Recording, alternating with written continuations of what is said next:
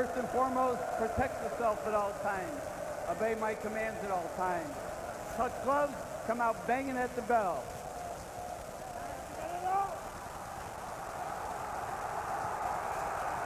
Do they pick up where they left off last time? And just as importantly, do they end up in a place with a decisive winner this time?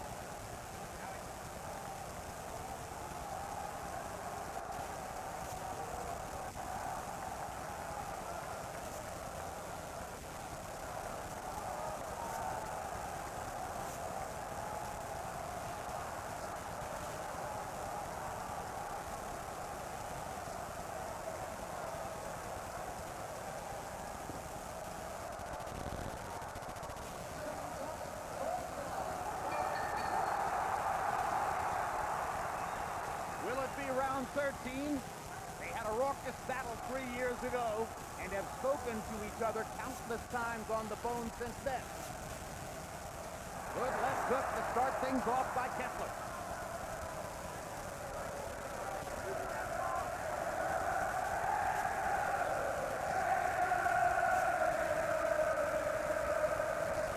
Kessler looking real good at the moment. He looks like he wants to stand his ground and get some respect.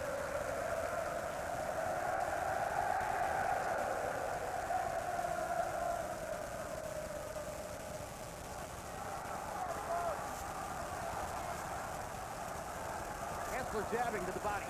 His right hand to the body has been a key factor for him in recent fights. Especially in their first fight. And the question's going to be here, does Froch have an answer for that punch early? Can he neutralize it, or better yet, stop Kessler from throwing it?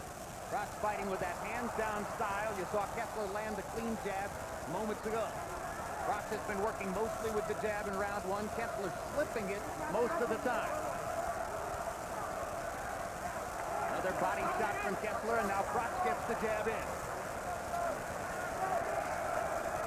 Good pace so far in this first round. You see Froch trying to be a man of his word and come out faster than he did in the first fight. But I think Kessler's meeting him pretty much punch for punch right now. Andre, that hands-down style of Carl Froch. Obviously, he's inviting you to lead and hoping to counter. What's the best way to work against it? I don't know about working against it, but the best way to defeat it is just to hit him. That's what's going to make him want to put his hands up. But I think Kessler's doing the right thing right now. He's not getting overexcited. He looks real calm, and I think he's doing the right thing in this first round. Froch claims that he now keeps his hands down out of punching range and tries to bring them up when he's in punching range. Okay. We'll take that. You're not convinced? We'll take that. You found you were able to land your left hook because of the way he drops his right. Yeah, it's not just the right hand that he's open for. If you see where he holds his right hand across his chest, he's open for left hooks all night, which was a key punch in our fight. And yet his entire career, only 2 men have been able to beat him. Only 1 man decisively. He has a chance to avenge that one loss tonight. Yeah, listen, both of these guys are world-class fighters. They didn't get to where they were in the sport not being good. Good defense in Kessler. Stopped by Froch. Last punch landed after Kessler had slipped the other. But there's that hometown advantage. We'll see if it influences the judges. Yeah, 1 punch landed out of about 6. But the crowd roared as though a combination landed. Good body shot by Kessler. Followed by the left hook upstairs.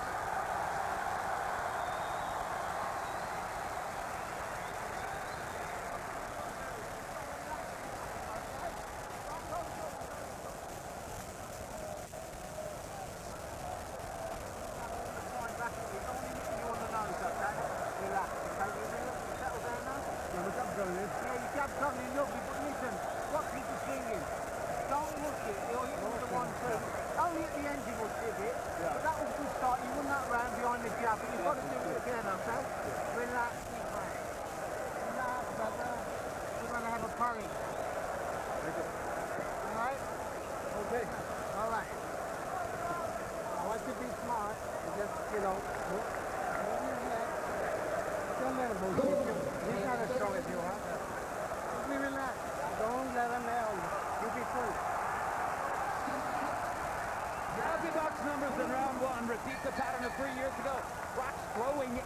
punches in the round, landing 17. Kessler only throwing 31, but landing 13, and by our lights, seemingly landing the more meaningful blows. So far out of that first round, it looks like Kessler is being more defensively mindful. He got hit with a few shots, but he's also ducked and slipped a lot of shots also. Kessler's always been the more mechanical precision fighter, but Froch seems to have that improvisational element that's giving Kessler problems against Calzaghe and you, Andre, in his losses, and against Froch, let's face it, in their first fight, which was highly competitive. The problem with Froch is he can't do that over a sustained period of time. He'll get lowered back into a slug match, especially with Kessler.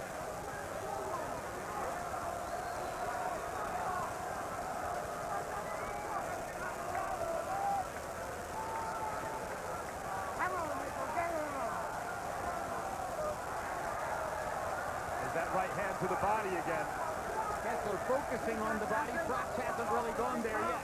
Not only does it build points, but it takes gas out of Froch's tank for later in the fight. Crowd oohs and ahs for a right hand by Froch that was partially blocked.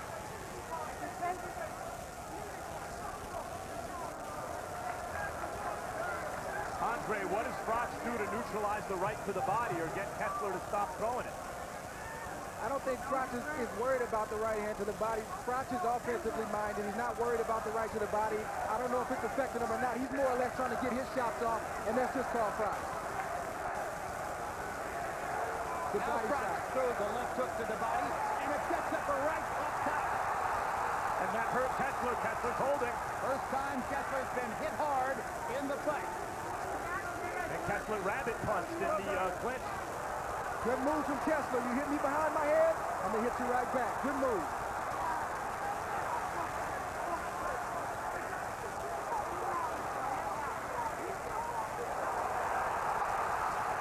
Froch gets in a little tap with the right hand after he missed with the big right cross.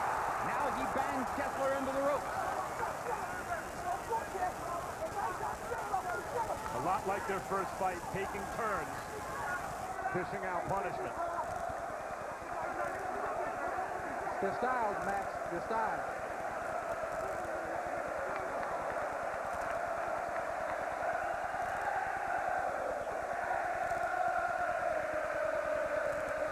It was Froch's left hook to the body that set up the right hand upstairs that hurt Kessler. Yep. See if he goes back down there. Now Froch leads upstairs with the right hand and lands it. And Kessler's defense, seemingly so tight in round one, begins to show some gaps in round two. June 8th, Trav Dawson defends his light heavyweight crown against Adonis Stevenson, and Yuriorkis Gamboa takes on Darley Perez. Immediately following live boxing on June 8th, stay tuned for the premiere of 2 days in Gennady Golovkin.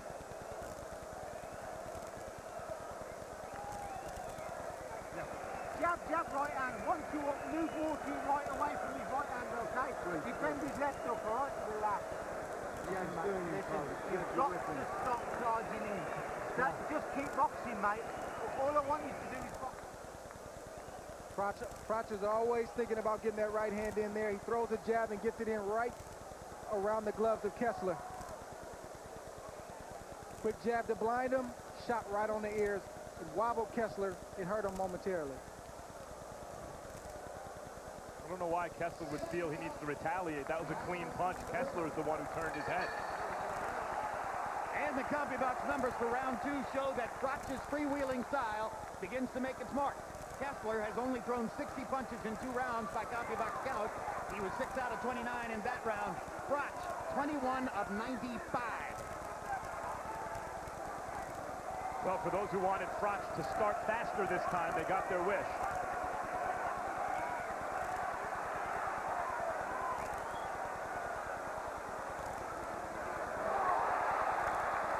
There's a red mark in the middle of the nose of Carl Froch and a red spot above the left eye of Mikkel Kessler. Froch is getting more comfortable with each passing minute, or so it appears to me.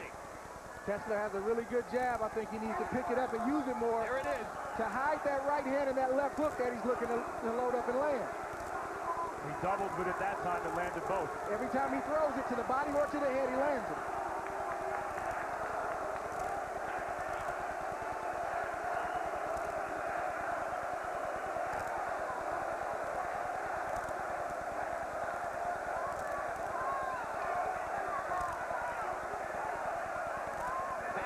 that they measure out at the same height, and Froch just seems so much rangier and longer in the ring. Now the double jab again for Kessler. Froch backing away. Froch combines long arms and punching power with really good timing, I think, Andre. Yeah, Froch, he has to get you with an accumulative effect. It has to be multiple punches. Kessler's felt the one shot. I don't think he has enough to knock Kessler out with one shot. But Kessler's doing the right thing by not letting Carl Froch put multiple shots together at one time.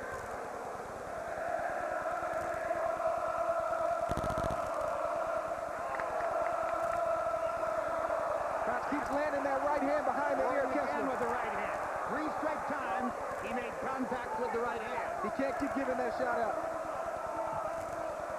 Good body punch from Kessler. Froch with a left hook upstairs. They're starting to trade with each other. These guys don't fight each other like they like each other. Don't be wary, Michael. Get inside, Michael.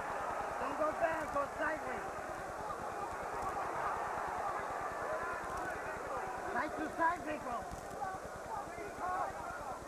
At the ring, at the ring. Oh, wait. Oh, good body shot by Froch and a combination upstairs.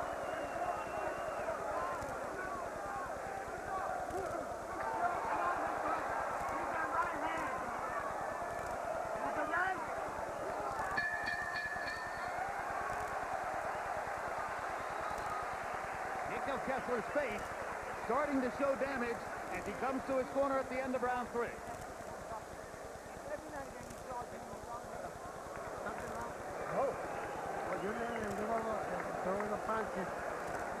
gotta get your own line. You gotta be first. You gotta push your guys back.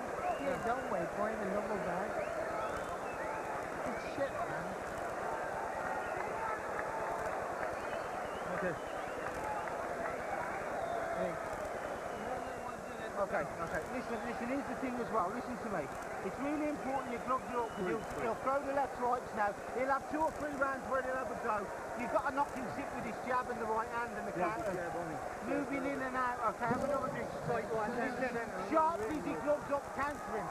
Don't take it.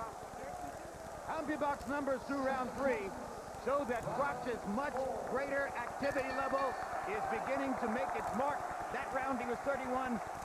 Or 22 punches, I should say, out of more than 90. He's thrown 267 punches in 3 rounds to only 102 for Kessler. Harold, how do you have it so far? Okay, Jim, I've got it 3-0. 30-27 Carl Froch. Jim, you can't beat that activity. Andre once said it first, in order to beat Froch, you got to give up first. Kessler hasn't learned that. Froch gets up first every time.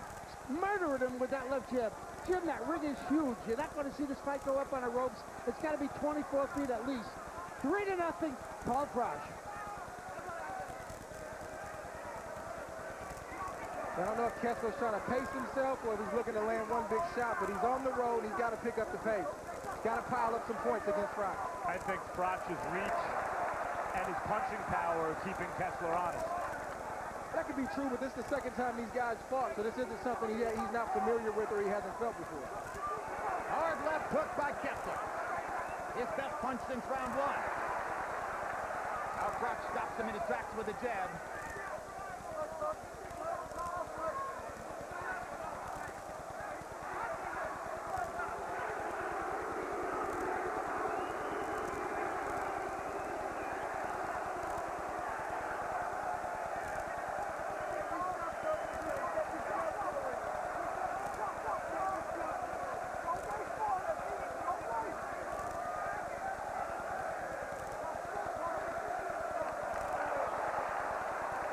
Talk about being willing to let your hands go. More and more now, the question begins to arise. Can Kessler let his hands go enough to stay with Carl Froch? Froch is very relaxed. Yeah, whenever he does, Kessler let his hands go. He's successful, whether it's the jab or whether it's combinations. He lands, so I think he's got to believe, he's got to trust in his stuff right now. I think Kessler likes things to be a little more perfect before he throws, and Froch is willing to throw and see what happens. That's exactly right, man. Another good left hook by Kessler. But again, With each passing round, Kessler's face is showing damage and breaking up.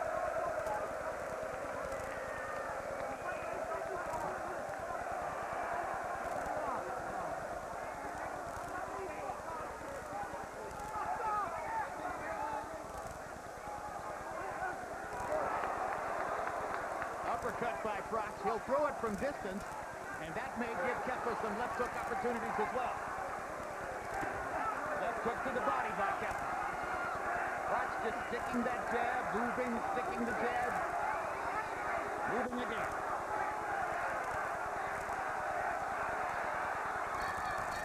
Kessler started to sharpshoot a little better at the end of that round.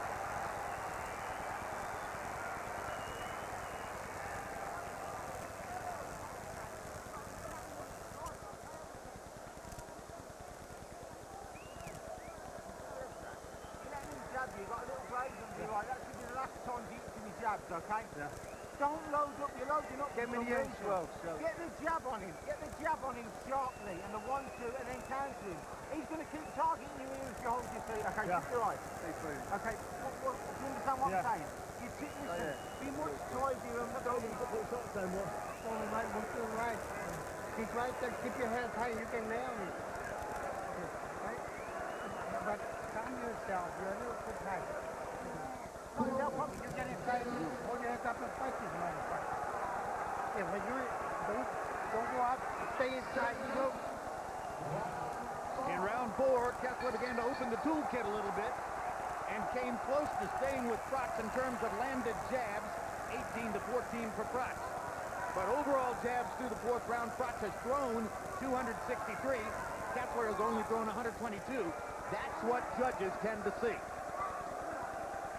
Jimmy Montoya in Kessler's corner told him to relax, put your hands up, and get inside and throw his shots. But there's something about Froch that makes that easier said than done, Andre. Big left hook for Kessler. Yeah, Froch has some different things. He's got the reach, and that's evident right now. But again, when Kessler does trust his, just like that, whenever he throws, he's successful. Popping his jab and landing it twice. He's got to make up his mind that this is the kind of fight it's going to be. And if I lose, I'm going to go down swinging.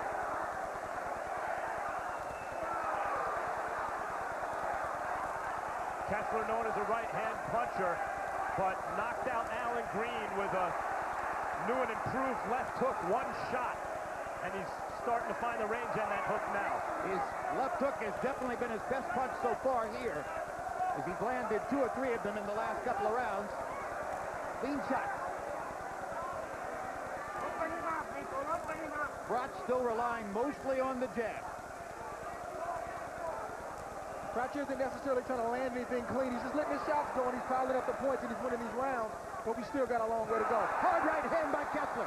Momentarily stunned Carl Froch. Here we go. Froch seemed to take that punch very well, Jim, considering how hard it seemed to land. He's got a terrific chin, and he feels the urge to answer back here.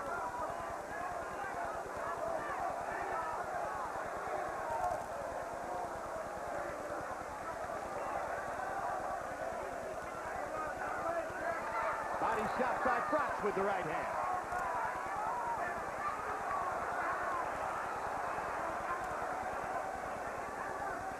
Kessler trying to slip inside as Froch missed over the top. Carl was able to step away.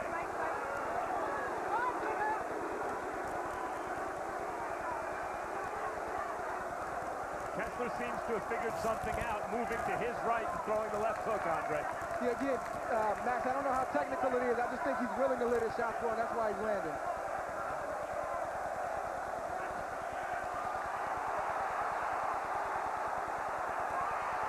Now Froch seizes the momentum. Brings the crowd to life. Froch just missing with the right hand.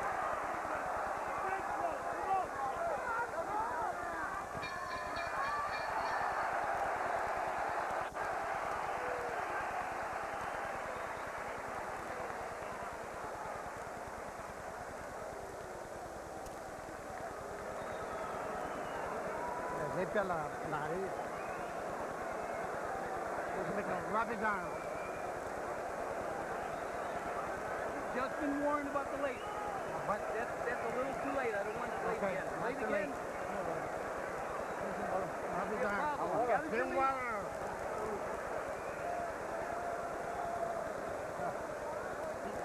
Listen, little man. Don't let him miss it. He's missing everything, but you better be close enough to that. Kessler opening up in that last round. He just misses the big overhand right to land the left that got Carl Froch's attention. Box numbers in round 5 showed Kessler outlanding Froch for the first time. Kessler had one of those efficient rounds like he had in Denmark. This time 16 out of 39. Froch was 14 of 73. I think that Kessler bought into Jimmy Montoya's advice to get closer and take more risks to try to put leather on Froch. Montoya, as he did in their first fight, is imploring Kessler, as Andre wants to see him fight essentially with more passion. And he did it in that last round. I mean, at this stage in both fighters' career, but probably more so Kessler than Froch, a big loss tonight can be a career ender. So there may not be a tomorrow. Well, Kessler addressed that point in the build-up to the fight, and it was quoted on a couple of occasions as saying, if I lose, I'll probably retire. Of course, it's an old adage in boxing, if you've mentioned the word retirement, you may already be functionally retired. So Froch points out he said the same thing heading into his fight with Butte, which he won by knockout.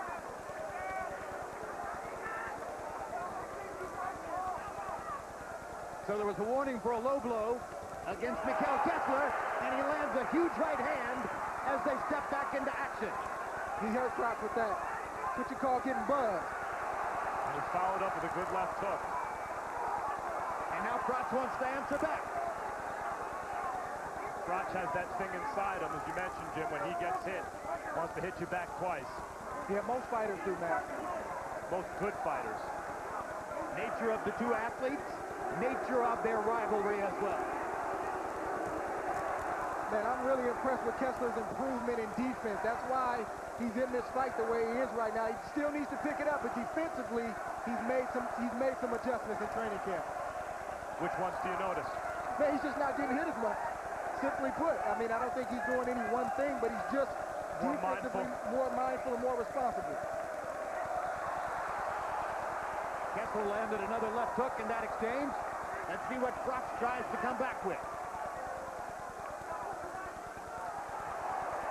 Little right hand by Froch momentarily knocks Kessler off rhythm.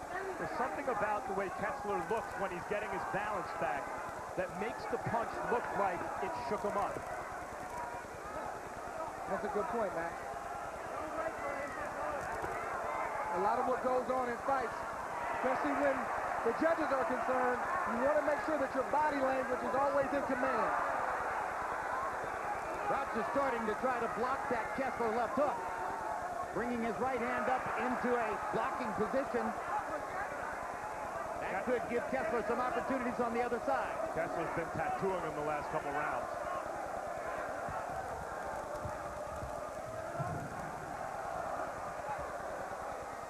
Referee's got to watch there. Froch keeps getting these cheap shots behind the head, and over a period of time, that'll start to weaken Kessler.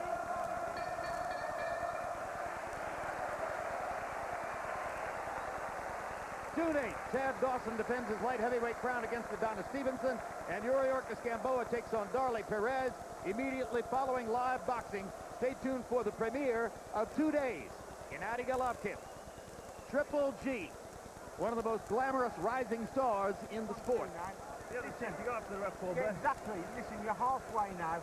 You've just got to be a little bit sharper. You've got to stop loading up with your counter punches. Get the straight shot. The jab's killing him, but you've got to counter him now. You're listening to me. You're hitting him, making this point movement with the gloves up, and then counter him straight away. Come on, down the middle. Down the middle, though. Don't look for anything around the sides. Down the middle with the right hand counter. Are you listening to me? Round 6, Kessler really picked up the pace. Just missed that right hand, but landed a monster left hook that Froch received well, but Kessler got credit for that punch. Well, we've talked about Froch's strong chin. He certainly needed it off that shot. CompuBox numbers in the 6th showed once again Kessler outlanding Froch 19-15. Harold, how do you have it halfway through? Okay, Jim. I've got it 4 rounds to 2. 58, 56, Carl Froch. You know, Jim, I thought Mikkel Kessler won the last 2 rounds, 5 and 6. Landed some really terrific left hooks, worked more, got off more, started to get inside more, started to take the fight to Froch a little bit more, thought he did more damage. I thought he pulled out those 2 rounds. So 4-2, Carl Froch. Well said, Harold, and I think the getting inside has been a big part of it. Once again, Jimmy Montoya, after the 3rd round, urging his fighter to step inside and find opportunities. Kessler has done a lot more of that since then. Froch, we saw in that replay, really took most of the sting off the right hand by using his shoulder. Maybe he was lucky to catch it there. Maybe it was intentional. But he does things like that, Froch. They're not always pretty, but they're effective to take the sting off of punches to land his own. Froch's trainer, an excellent one, is Rob McCracken. Their dialogue, as Froch acknowledges, often focuses on McCracken's attempt to get Carl to be a more responsible defender. It just isn't his nature to fight that way. Yeah, maybe a little bit too late to get 2 punches from Kessler. He's got to change Carl Froch. But big left hook by Kessler. Froch landing a left at the same time. at least Froch's team is mindful that he needs to be defensively responsible. And as you were saying, that Froch did pick off some shots upstairs. And he's got a crafty defense in and of his own right, so don't trust him. There he's trying to throw the right hand up the middle as his corner asked for Froch.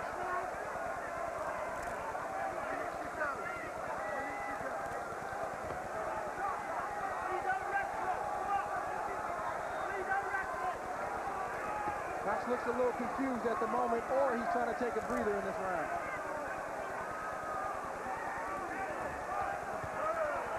Good left hook to the body by Kessler.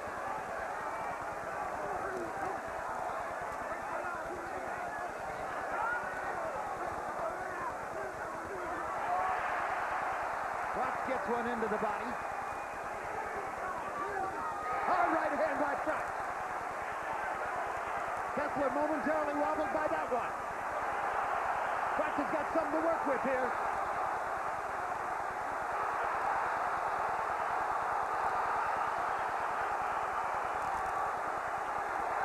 Going at it in the middle of the ring.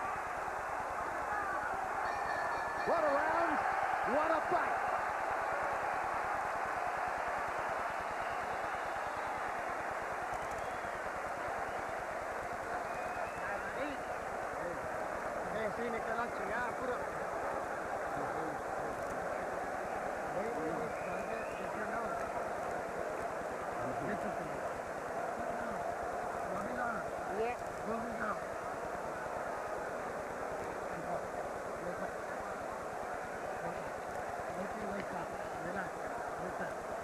Now you can start throwing, okay? Are you listening? Yeah. He'll make mistakes now because he'll press it a little bit. You've got to deal with the left right coming back at you by moving. He'll jump in with that hook. Put 3s and 4s together now. Relax, put your legs out. Relax, calm. He's blowing, isn't it? Yeah. Oh, he's blowing. He's calm. I need to start putting them together. Put them together like you do. They landed 43 punches between them in that round, many of them withering power shots. Froch threw 98 punches in the round, his high number for the fight. We go to the 8th.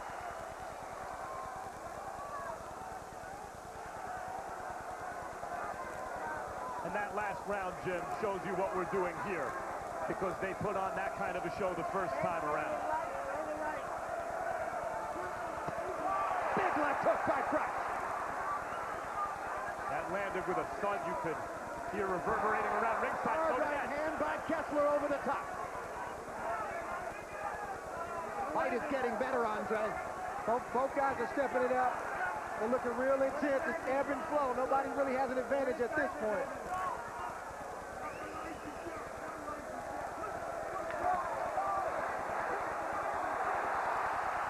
Crowd trying to lift Carl Froch. Froch trying to reward them.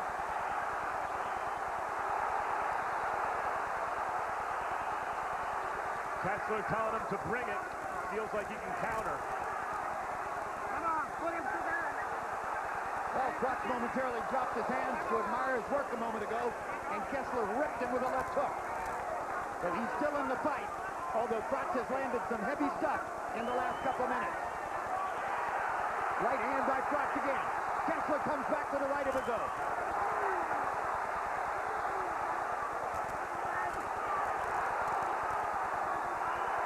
Froch is coming on. Can Kessler hold him off? Good uppercut by Kessler.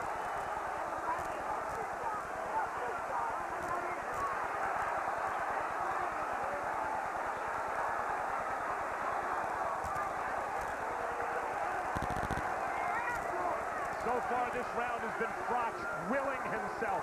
Hard right hand by Kessler. A perfect counter shot. He's been willing himself to this advantage. See if Kessler can impose his will right back. He's trying. To these fighters with this type of style, Froch and Kessler, they produce this kind of fight because both of them are there to be hit after they throw their combination.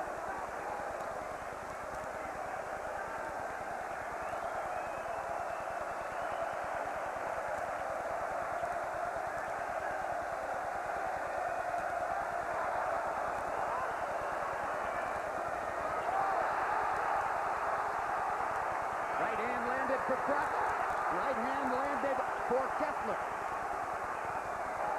Good left hook.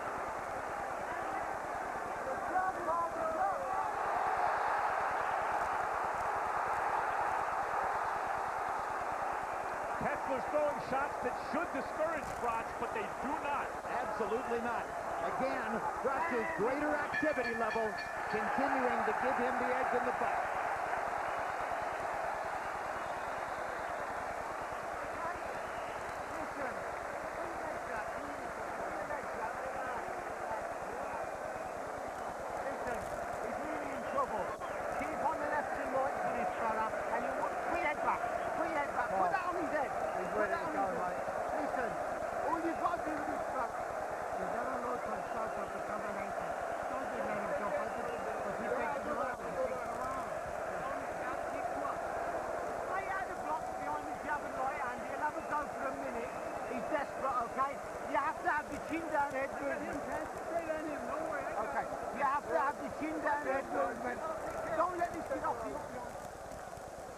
Seventh round. These boys went back and forth the whole round. Kessler landed some big shots.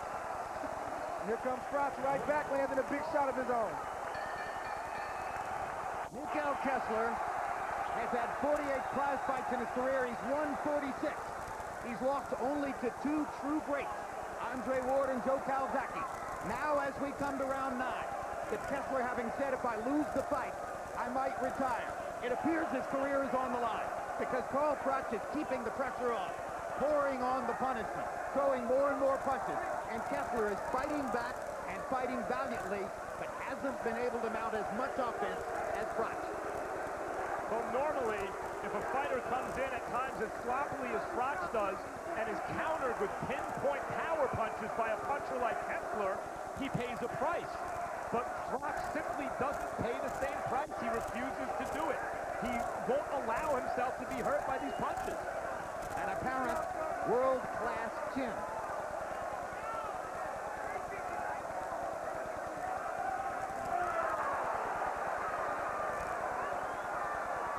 Andre, what can Kessler do to change the momentum one more time? And I think, again, this is more mental than physical. He's got to make up his mind. He's got to take some shots, but he's also got to be willing to let his own shots go and take those risks to take over the rest of this fight. Or Froch is going to stay in control. In other words, to beat Froch, Kessler has to be more like him. He's got to be himself. He's faster than Froch. He's got a quicker first step. He's just got to be willing to use his stuff. He's got to be willing to let his hands go. Because the trouble with the one big punch theory is that Froch takes those shots. So if you're going to beat him, you've got to throw more. Yeah, at this level, rarely do you knock a guy out on purpose. And what I mean is you let your shots go, and if it happens, it happens. Kessler needs to pick it up for what is maybe a 4-point difference now will extend and Froch will take over, more so down the stretch. In other words, he needs to swing as freely as Froch is swinging at this point. He just needs to be himself. He needs to let his hands go. Put a good swing on the ball. If a home run comes, it comes. That's it. If I lose, I get on the plane knowing I Hard did right all I hand had. by Kessler. Froch left himself wide open there, dropped his left hand, and Kessler had a perfect straight right. Left hook for Kessler. 2 shots from Froch, 1 shot from Kessler. And the way Kessler reacts make Froch's shots look better. Maybe they are better.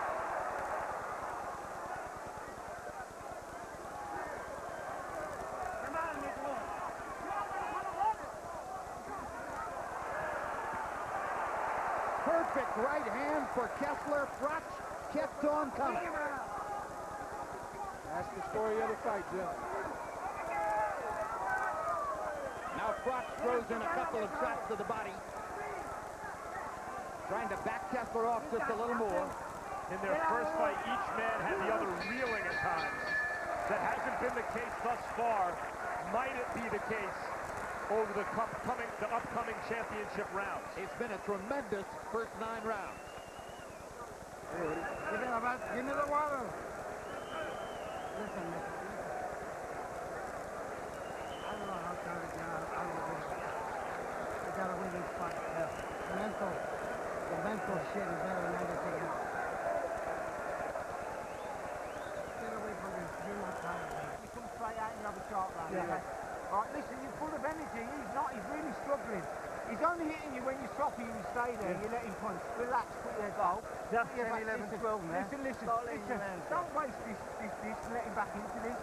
Sharp jab, good head movement, 1, 2, okay, listen. Yeah, put this one together. Come on. What's that? You know, great shots and you'll put them together. Box numbers through 9. Carl Froch with an overall connect advantage of 188 to 132. Harold Letterman, do you yet have us at the point where Kessler may need a knockout to win the fight? Yes, Jim. I've got it 78, 70, let me see, 88, 83, 7 rounds to 2, Carl Froch. In other words, if you do it the math, Kessler needs a knockout to win because Froch has won us some points. Jim, I got to point out something. In the 9th round, I may be nuts, but I'm claiming that Carl Froch is not snapping that left jab that much, and he's throwing more right hands. In simple English, I think he may have hurt the left hand. He's pouring with the left hand, throwing much more right hands. Anyway, 7-2, Froch. Great observation, Harold. We'll watch it over the course of the past 3 rounds. And incidentally, multiple knockdowns can also catch you up on the cards. That's the other point, yes. And by the way, with regard to a potentially damaged left hand, I think Froch has already made the point he wanted to make with his jab. From here on in, he's throwing power punches. Kessler landed a serious left hook downstairs. Big left hook by Kessler. Once again, Froch shows no damage. Trust me, Carl Froch is feeling those shots, but he's a champion, so he knows how to poker face it, he knows how to play it off. Kessler has to call his bluff.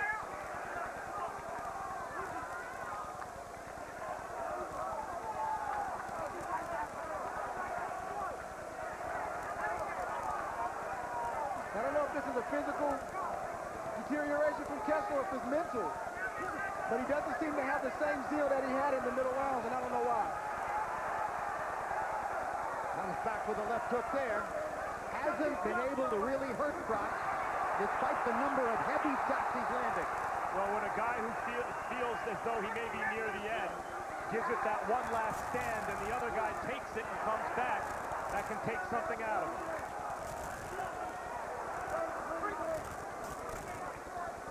Almost every expert who tried to forecast the fight coming in focused on the notion that Froch was a rising tide and Kessler was not. Now as we come to the championship round, that's the heart of the story. Can Mikkel Kessler show the vibrancy that has fueled his phenomenal career? Hard right hand on a counter shot by Kessler.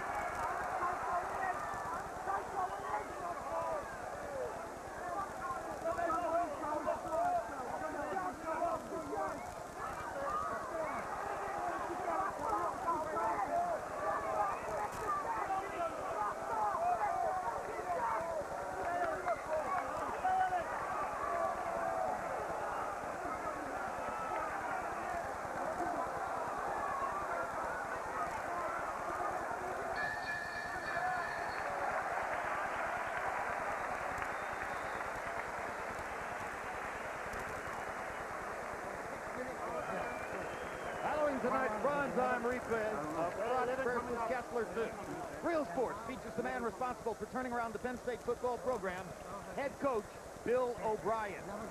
That's after tonight's replay of Froch Kessler 2. That's where you go wrong when you look for something. Just let it happen naturally. 1, 2 up, right hand, and relax, calm.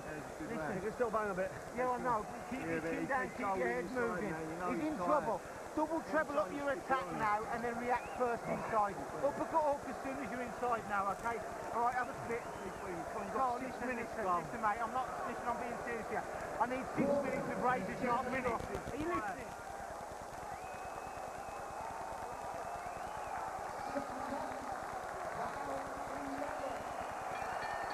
Heads round CompuBox numbers examining Harold Letterman's suggestion that perhaps Froch has damaged the left hand. He only threw 45 jabs in the round after having thrown 60, 70 jabs in several previous rounds. And that could also have to do with the fact that he's more and more able to land power shots upstairs. When the 11th of a scheduled 12, it's been a sensational pitched battle between Carl Froch and Mikkel Kessler, very reminiscent of their first fight in Denmark 3 years ago. Two offensive fighters who have landed big shots in the fight.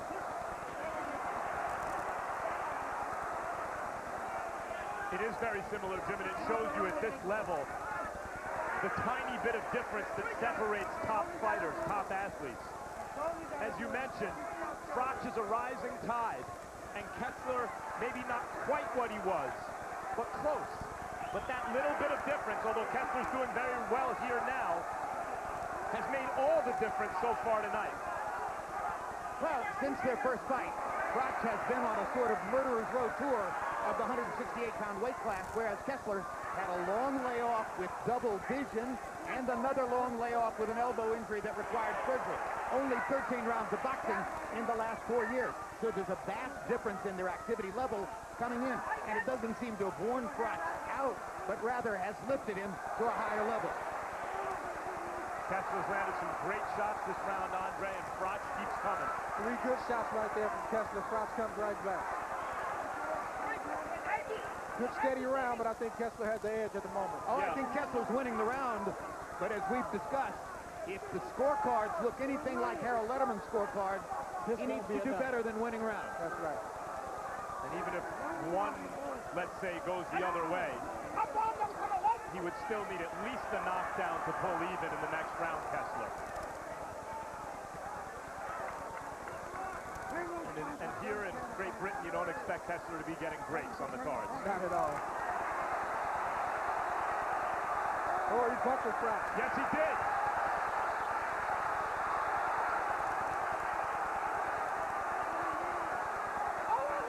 Did a little dance. Kessler having probably his best round of the fight. There's a cut outside the left eye of Carl Froch. Blood streaming from above the left eye. Kessler is definitely having his best round of the fight.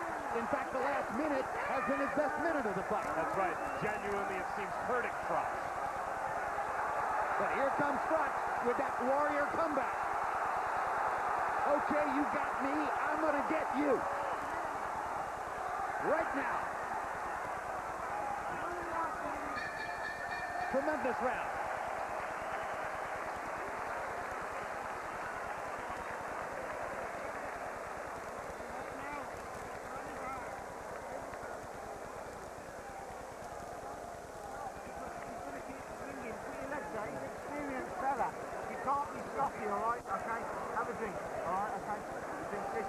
You've got to be much more tidier than that, all right? Are you listening? He's coming back with that right hand left hook. You can't miss him with the 1-2 and the right hand counter. Listen to me, listen to me. Let's have a real smart round where you're busy flowing in and out. Lose that to you get this job. Last round here, we're going to touch him up in full step, okay?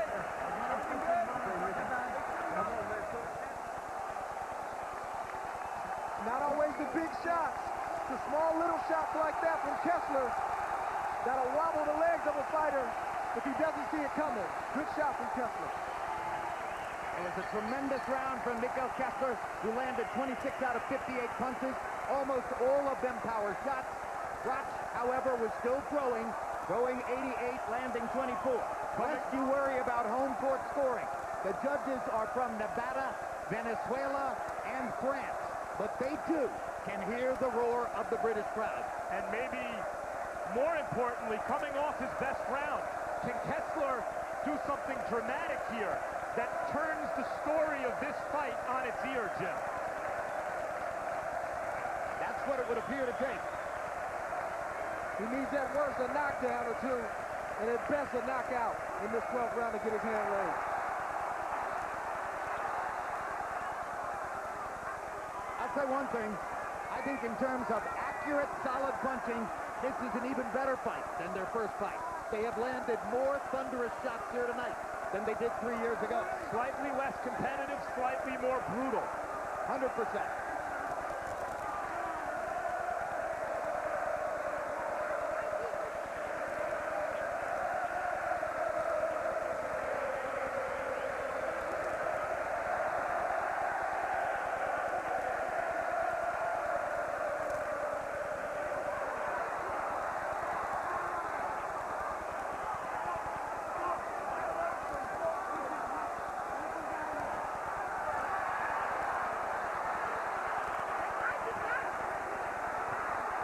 Kessler trying to close the show. A little over a minute left. I know Froch has probably got one more left in him as well.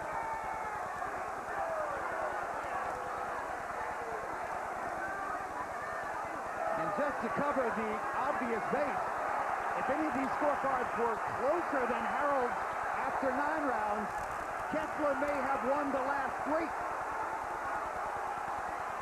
What a close. Just as in their first fight, these two warriors are Here putting comes on Froch. Here comes the last rally from Froch.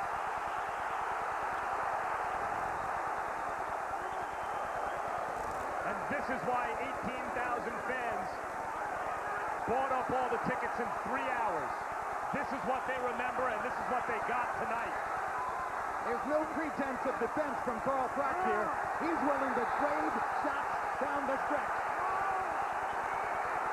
Wild right hand by Kessler. Froch pulls him into the corner. 20,000 on their feet in the O2 Arena. Froch looking for a closing knockout.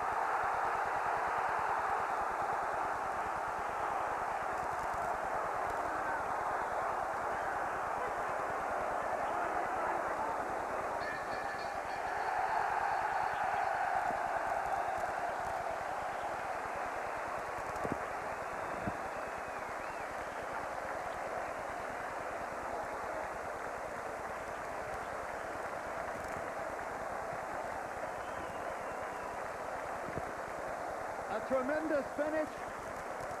Huge rallies in the 12th round from both fighters. Talk about a display of fighting spirit. These are two guys who laid it all on the line here tonight. Yeah, the second fight was great. You've got to take a hat off to both guys. They did a great job, and they fought it out all the way to the 12th round. And a lot like their first fight, it was a terrific fight throughout, but it crescendoed in an unbelievable final round. And in case you're wondering why it is that these guys are number 2 and 3 in the division, and the man who's sitting with us is number 1, it's pretty simple. He plays defense at a level that these guys aren't even interested in. I like to hit too, Jim. Trust me on that. I know that. I'm well aware, but you've got both sides of the game covered, frankly, in a way that they don't, and they showed that to us tonight. But Kessler, he did improve his defense tonight. I think he could have been more offensively minded. He probably would have been even closer on the scorecards than he is now. But hey, this is how the cookie crumbled. This is the way the fight went. Harold, give us the names of the 3 official judges who'll score the fight. Okay, yes, sir. Okay, Adelaide Bird. You know, she's probably one of the best women judges in the world. You know, she works in Nevada. She's the one that had Richard Abril, Brandon Rios correct. I'll never forget her for that. She'll do a great job tonight. Carlos Sucre.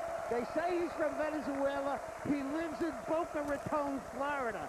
He had Austin Trout over David Lopez. So I expect him to do a good job. He's been working since 1984. Jean-Francois Toupin. I think this is the weak spot among the 3 judges. I don't know how he ever saw Felix Sturm beating Martin Murray, because Martin Murray won the fight. Be as it may, I think we got two good ones, and one I ain't so sure about. Ain't going to take a great one to get this fight right.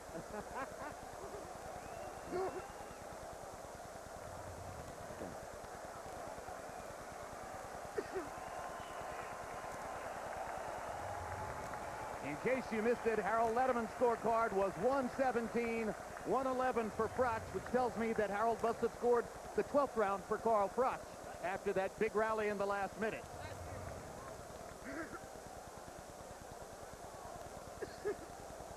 So, and the irony, of course, in Letterman's scorecard is that when one of the judges scored it 117-111 Kessler in Denmark 3 years ago, Froch said, "That's too wide. I don't agree with that score." Probably Kessler wouldn't agree with 117-111 here tonight, but we'll see what the official judges are about to produce. 16. Michael Buffer is standing at ringside and has the scores. He's waiting for Sky TV, the British host broadcaster, to cue him to give us the final result. So there's one man in the arena who knows who's won the fight. That's Michael Buffer, and he's standing still with a poker face.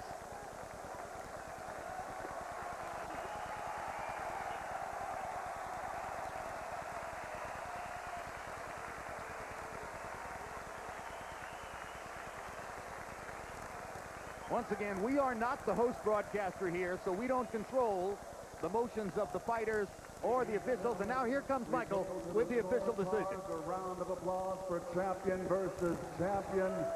This was boxing, and this is the score. Adelaide Bird, 118-110. Carlos Sucre, 116-112.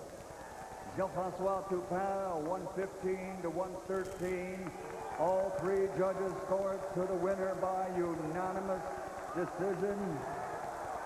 The fighting pride of the United Kingdom. And now the unified super middleweight champion of the world.